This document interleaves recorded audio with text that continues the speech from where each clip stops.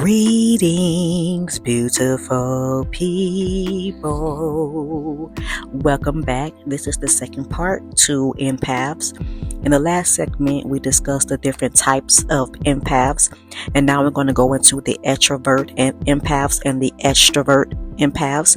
But I wanted to speak about my grandmother first for a little bit, because this is where I learned that this is where our spiritual gifts come from. It can come from your mom's side, it can come from your father's side, it can come from even both sides.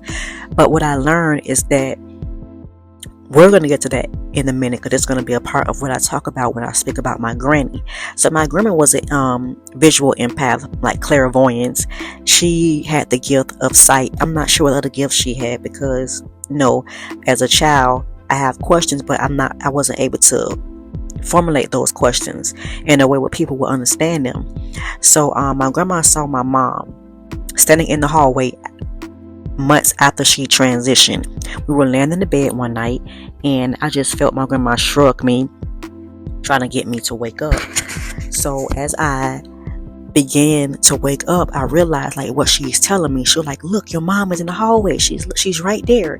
And I could tell my grandma did not want to turn her head, because I'm pretty sure she knew if she would have turned her head, then my mom would have been gone. And so she just kept waking me up. So by the time my grandma was like, wow, she was trying to wake me up to get me to see her, my mom was shaking her head, no, this is just for you. This is not for her. She cannot see me right now, or she's not going to be able to take that right now. And so my grandma tried to wake me up. When she turned her head to me to make sure I was looking, my mom was gone. And I just felt this sadness over my grandmother, like she was just sad all over again. And so when after that, my grandma told me that my mom, she would come visit me, and she would talk to me, and she would speak to me, and when she would speak to me, it would be very, very, very close to my ear.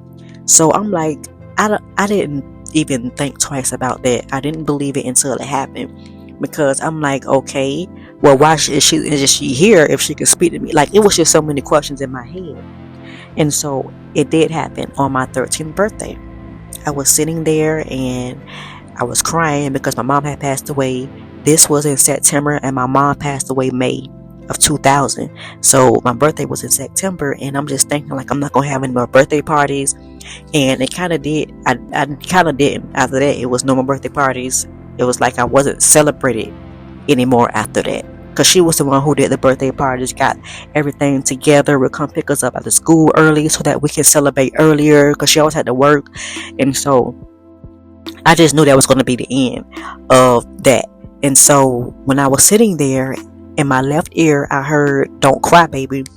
So it was like it just opened up my eyes even wider to not only my grandma telling me she could see her in the hallway, but now I'm hearing you in my ear loud and clear. So I'm like, okay, you're not here where I can physically see you, but you're somewhere, you're speaking, I'm your baby still, it's somewhere. So it was just like, I need to find out what this is. Like, I need to find out, why am I hearing my mother as she supposed to be transitioned or passed away? Another thing is that my grandma was 4'11", and she would cuss you out in a second. Remember we talked about the extroverts and the introverts? My grandma was a full-blown extrovert. She didn't mind getting out there. She didn't mind telling people exactly how she feels. She did not hold back, and she had morals to back up whatever she needed to. Introvert empaths, they don't like small talk. We don't like small talk. We don't like socializing. Actually, small talk kind of like exhausts us. Like people talking about the weather, or somebody talking about the traffic. Like conversations like that. We don't mean to be, a know-it-all, but it's just those type of conversations really aggravates us. We also tend to like quieter gatherings, or if we are at a place where there's a party happening, or there's some type of engagement, we end up tend to leaving early, or it's like we always want to drive our own car, so we don't have to worry about somebody driving us home when we're ready to go, because time we hit the party, we're ready to go. We just want to come in and see it. Okay, I seen it, conquered, done. Another thing about my granny is that she was religious. She was a Christian. So she didn't view herself as an empath. She didn't view herself as having spiritual gifts because the church teaches you not to pay attention to your dreams, not to pay attention to your intuitive hits, not to just listen to the preacher and just only listen to me. Don't think for yourself. And just imagine how many people back then who were religious and in the church who had spiritual gifts but weren't able to hone them, wasn't able to use them. But this was another thing. So I remember even my grandma, she would take us to church when we was younger, even after she transitioned and I started my own family. I was trying to, go to church with friends and things like that. They would always invite me to church. And so I remember this one time the church had a gathering or something across the street from my apartments. And they had something called a prayer bus, I think it was, or it was just people on that was inviting people on the bus to pray for them. And so this one lady, she called out to me and asked me, could she pray for me? But the way in which she spoke to me, it was like she was speaking to a child. So when I got close to her, she was like, "Oh, Spirit said you grown." And I was like, "Yeah, I'm grown." So then I was like, "Okay, so you can hear, you can speak, you can hear. I clearly saw you hear, listen to somebody tell you that a spirit." So it's kind of like, okay, it's when can you use your gifts? You can't use your gifts there. Don't use your gifts here. It's abomination over there. It's abomination. It's like extremely, extremely. It's not confusing because I feel like it's all done by design. There are so many evil, nasty people into the world that it'll make you not believe there are people who are empaths who will literally sit down and listen and not try to talk over you. I just want to throw in some traits of an empath. So some characteristics of an empath is that you truly understand other people's feelings. You may not notice that people tend to share their problems and their concerns with you. Most of the time when you're out, and maybe people who will just come up to you and just tell you their story or just tell you something that's bothering them. That has happened to me a lot, to where people have came and told me their issues, their problems, and it's kind of like, wow, you trust me with this kind of information. I mean, telling me the wildest, craziest stories, to where this needs to be a movie for real, just because there are other people that's probably going through this and needs to hear about these type of things. So one thing an empath does have, which is in the word by itself, is empathy. We don't live in a world where there's a lot of people who has empathy. It's only, trying to get to the higher top, a crab in the board, pretty much what we have in this society.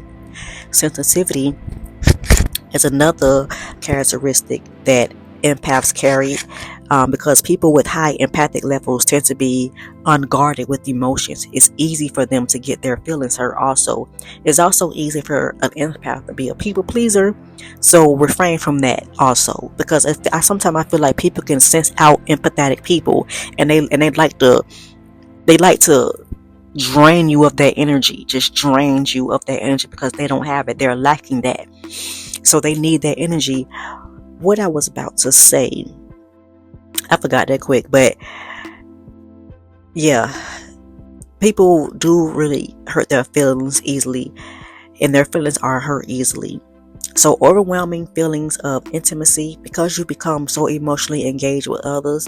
When you get in a relationship or something like that, it's like you are at risk, or feel like you are at risk of losing your identity, just because you pour so much into other people. You pour so much into people, pour so much into people, pour so much into people. You also have a good intuition. You're able to pick up verbal and non-verbal cues that help you understand what people are thinking and feeling. Because sometimes people just don't like to tell you their thoughts. Sometimes I've noticed some people, you have to pull it up out of them. Like, I can look at a person and read their energy and tell there's something going on, but they don't want to talk about it. Sometimes people don't want to talk about things or speak about what's going on. It's because they don't want to be a burden. Some people feel like they're a burden, when I definitely know that when you get these things out, when you're speaking, when you're talking, when you're writing, you're getting all that gunk, all that trauma out. You're releasing it. Talking is great for just getting that junk out. Truthfulness is you have a little patience for those who are dishonest and may find it easy to tell when someone isn't telling the truth. Empaths, to me, I have noticed, are walking lie detectors. We can know when somebody is telling the truth, when they're not telling the truth. We can know somebody when someone is not paying attention and listening to us, and they're only speaking just to, or they're only listening just to make a response, but they're actually not listening. We know when somebody just want to hide the truth or don't want to tell you the truth because it might be hurtful. And that's all fine and dandy, but we can still pick up when someone is not being honest. Other empathic characteristics is needing time to recharge. Introverts empaths love time alone, while extrovert empaths enjoy being out. They enjoy the stimulation that they get from a crowd or from people or from speaking or from talking. Helping others with their problems at the cost of your own well-being can lead to compassion fatigue or a burnout. You may need to have, or you may crave a long time or quiet time just so you can build yourself back up. Because this is why introvert empaths do not like being out in public or into crowds. It's like you walk into the party, this is happening over there, this is happening over there. You have this smell, there's that light going off, this person in this corner doing this. It's like you can't read everything. It has to be stillness. And then that's the type of energy that introvert empaths enjoy, while extroverts, they enjoy the stimulation. They can handle it. They can take in all of that, while others cannot.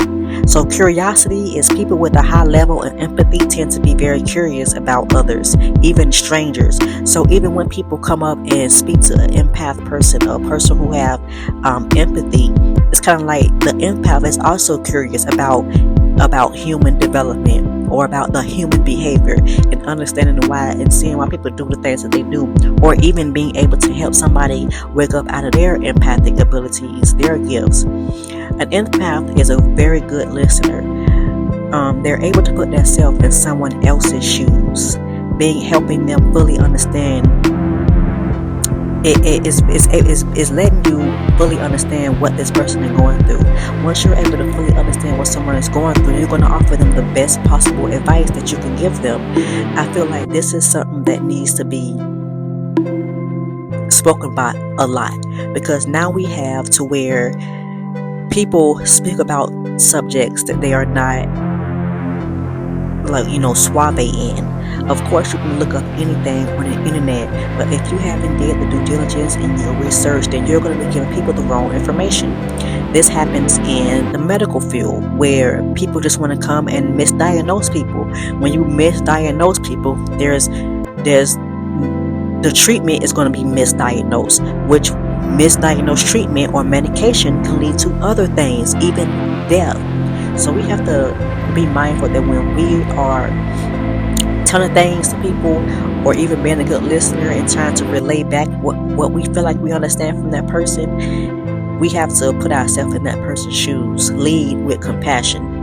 Another thing is, this is where the people pleasing come in at. Difficulty setting boundaries. Your awareness of the struggles of others makes you feel compelled to help them, especially whether your friend, whether your family member, and they're going through some things. You don't want to turn your back or say you don't have time or not give them the time of day. So rather you have your own things going on, here comes this person now piling more things on you, all because you're empathetic, all because you're a good listener.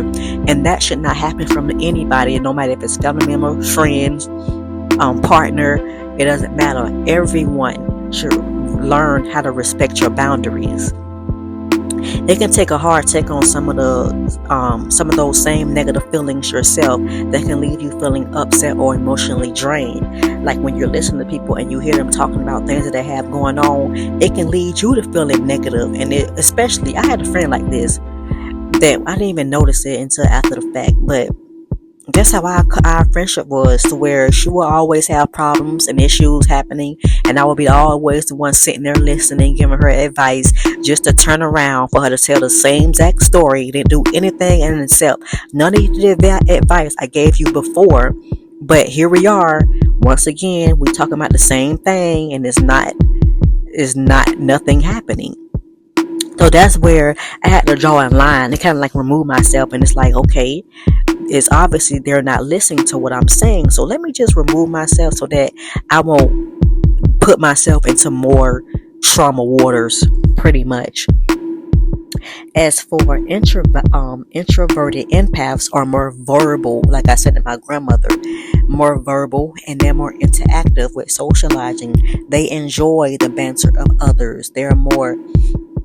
They can stay longer in social situations without becoming exhausted or anything like that.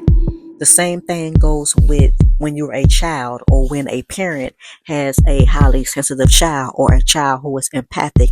It's also important for that parent to know the characteristics and the qualities of an empath.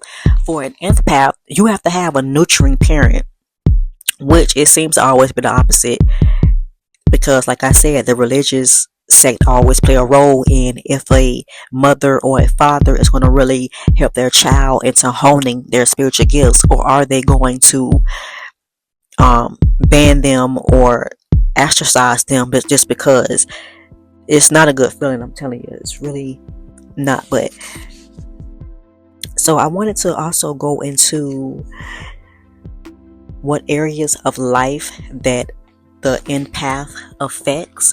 So of course we know that health is a huge issue for empaths. You always feeling overwhelmed, fatigued, or just exhausted because you're having to take on the issues and the problems with other people. Even if you haven't spoken to anyone, you just out in public.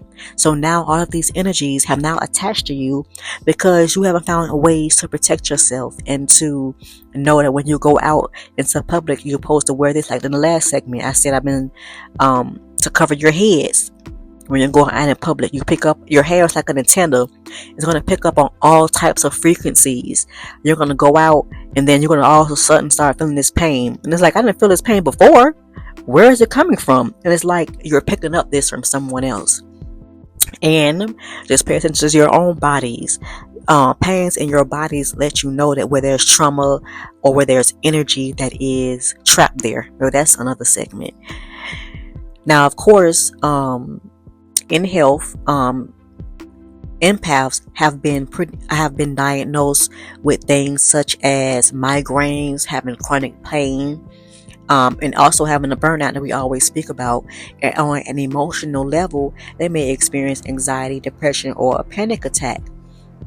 All because they have taken on so many energies, and trying to sort out these energies is difficult for somebody who don't have the skills or who don't have a technique to help them with it. Another thing is addictions. Some empaths become addicted to alcohol, drugs, food, sex, shopping, and other behaviors in an attempt to numb their sensitivities. Another thing is that overeating is common since some empaths use food to ground themselves and to make themselves feel better from the depression. Empaths can easily become overweight because of the extra padding that provides to a bigger person if they're able to block out their negative energy. This is something I want to speak about with men. Men have a tendency to hide their sensitivities and hide their emotions, all because society says that a man is all supposed to be strong and don't say nothing, hide your feelings, don't say anything. Women are only supposed to be emotional, not you. Don't say nothing, keep it down below, don't be a crybaby, be quiet, we don't want to hear it.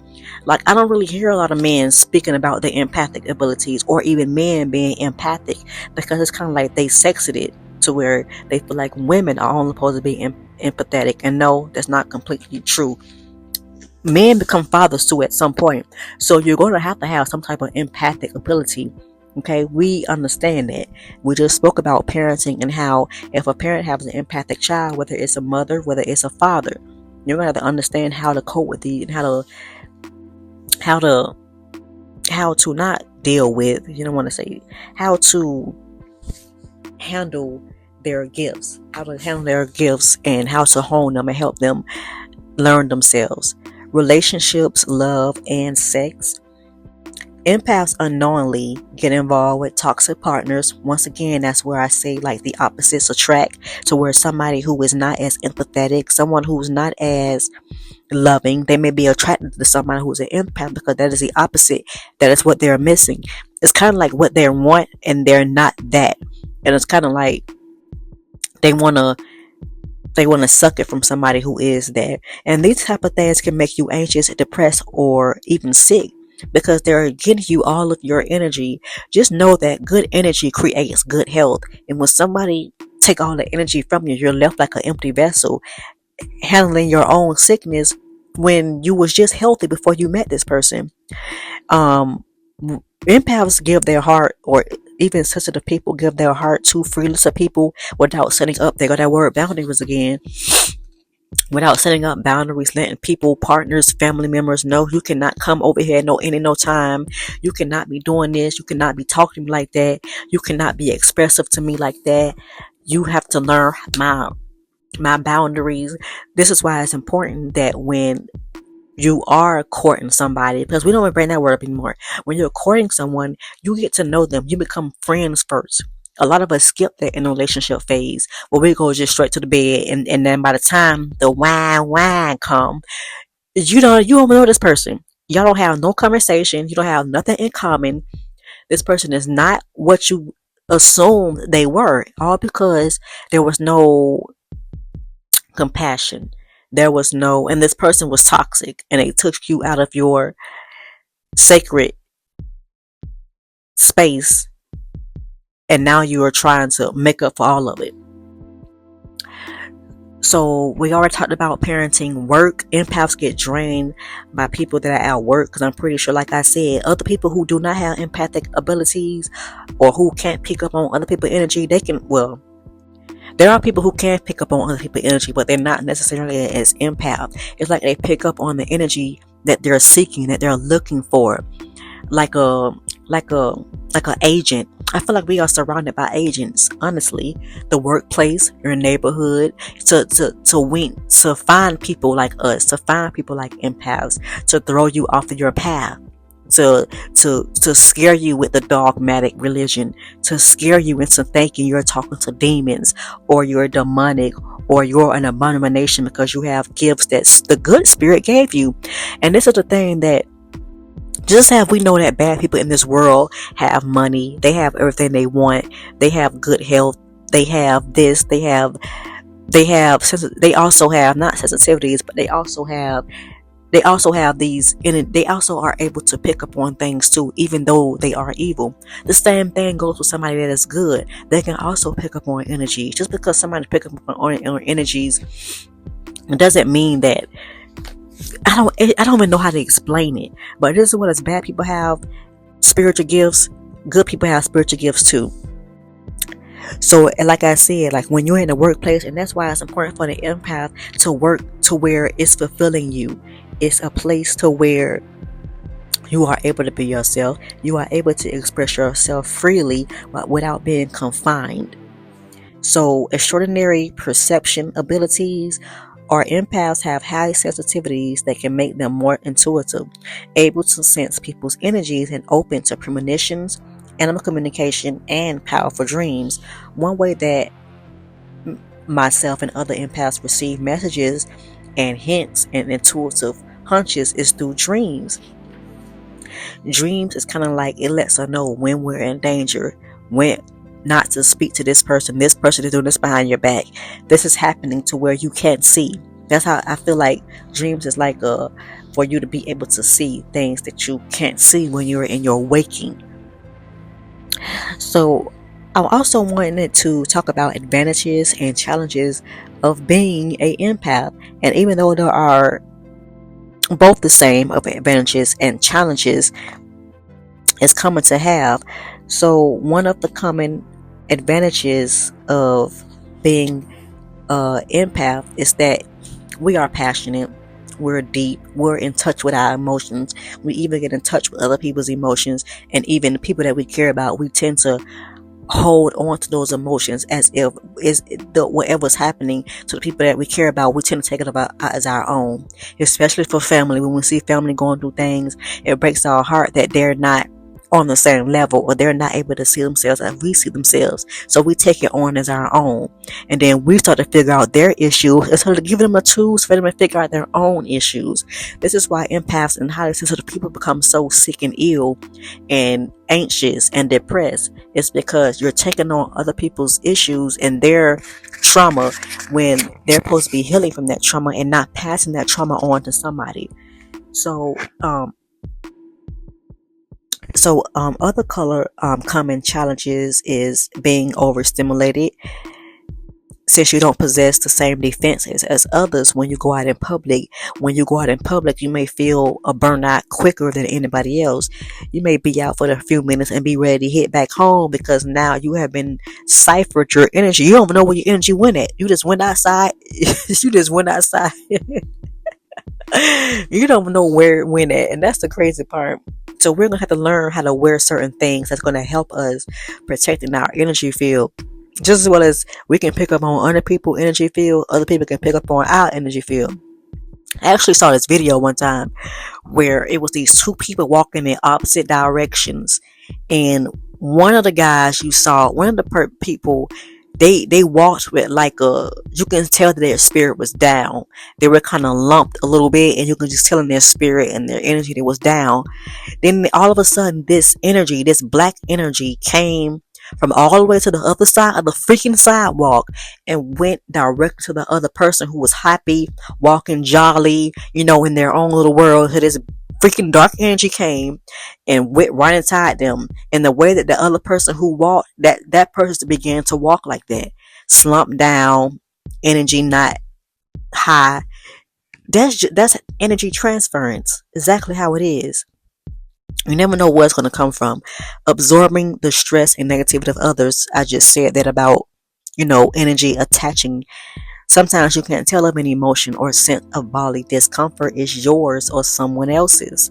That's why during this course, we're going to be learning how to protect ourselves from energy vampires and people who just want to suck up our good energy just to make themselves full.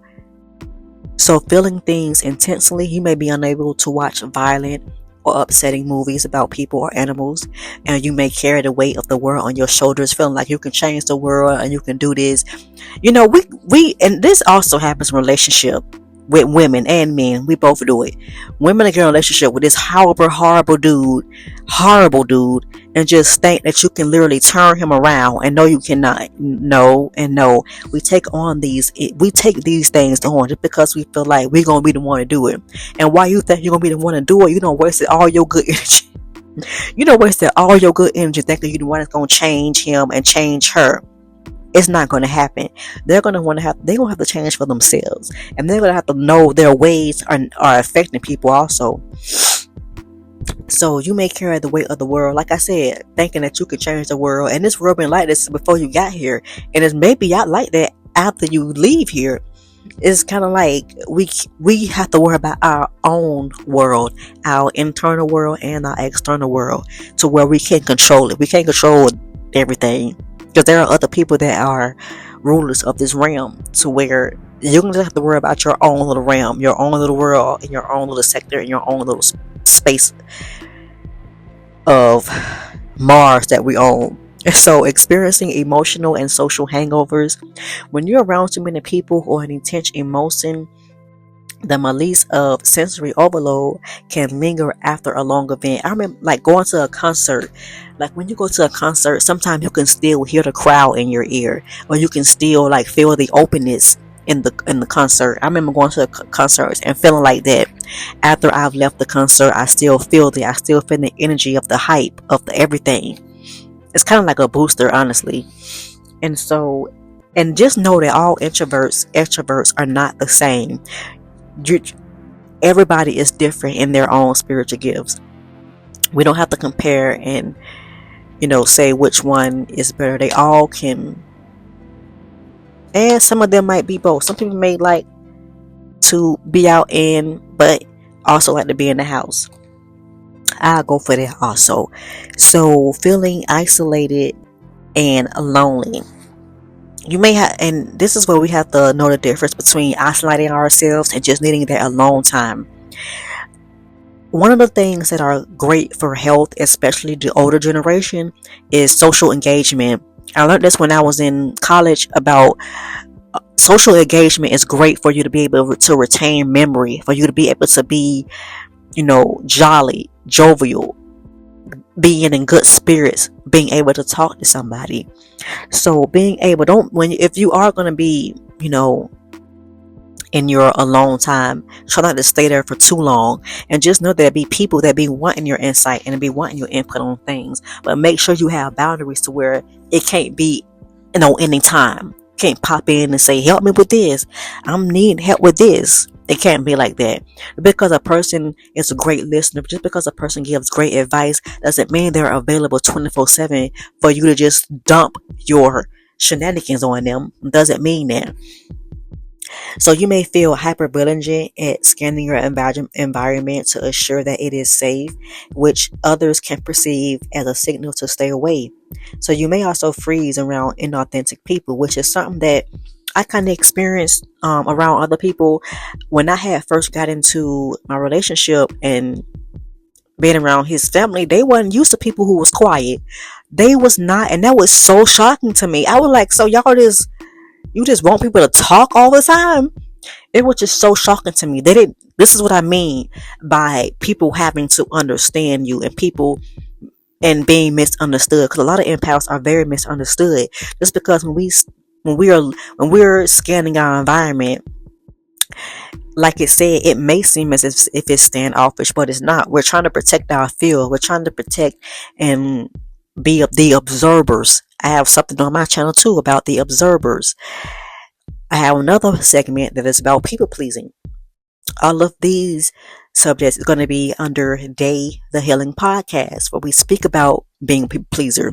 We speak about being emotional intelligent. We speak about spiritual concepts and things like that. And I just had to let them know that I don't talk all the time, nor do I want to hear anybody talking all the time.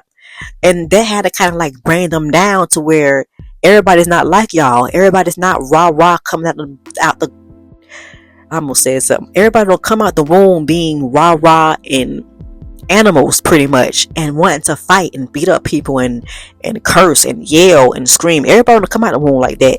And when you don't, it's surprising to people. When you aren't like that, it is so surprising to people. And I feel like it's kind of like a eye opener for them. Which is also can be protective. Some empaths prefer socializing online to keep others at a distance, so there's less of a tendency to absorb that discomfort and stress. Although that is true, we can still pick up your energy from online, so you can't hide from that either. Which it is great for an empath to be able to be online and to share their artistic abilities, because I have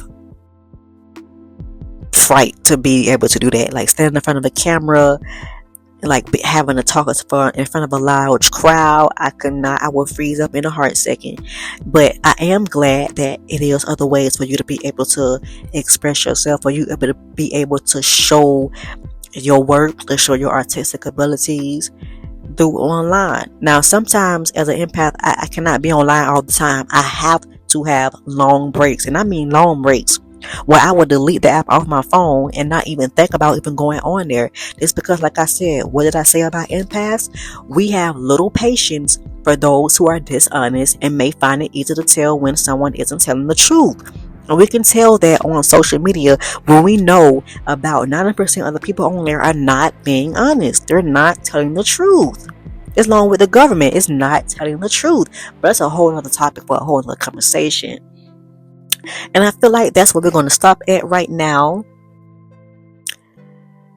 And we already talked about coping with increased sensitivity to light, smell, taste. And when you're extra sensitive to light, it's because of the migraines, of you being all that energy surrounding in your head. Empaths have an enhanced startle response because we are super responsive to intense sensory input. Like we scare very easily. Many empaths are energized by a brighter full moon, while others are agitated by it. Our bodies can be energized or depleted by intense weather. Now, I love a good old thunderstorm and a good old rain. I love it. I love water, which is another thing that we're probably going to get for um into our journey of empath is the elements. One of the elements that empaths love, love, love is water. We know that water is moving, a living organism. It's like healing. Water is so healing.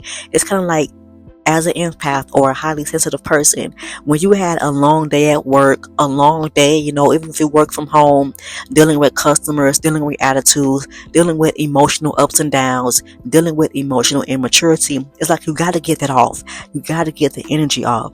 So, like, there's a time for everything in my home.